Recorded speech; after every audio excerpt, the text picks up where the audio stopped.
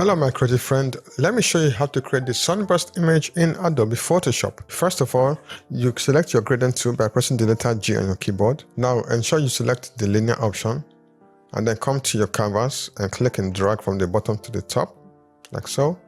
Next up, you go to where you have filter, distort and wave. Now ensure you follow the exact settings you see on my screen, right? And you can adjust the wavelength, okay, to whatever form you like, but I think I like it like so. And then now also ensure that on that type here you have it selected, not a triangle but a square, and then you click OK. Now once again you come to where you have filter, distort and click polar coordinates. Now ensure you follow the exact settings you see on my screen right here, and then just go ahead and click OK.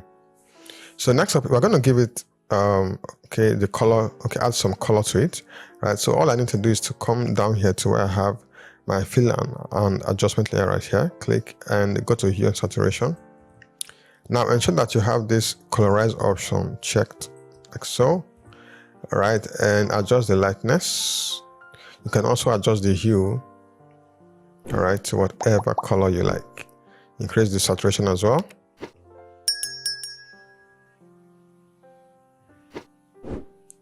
Yeah, and that's it.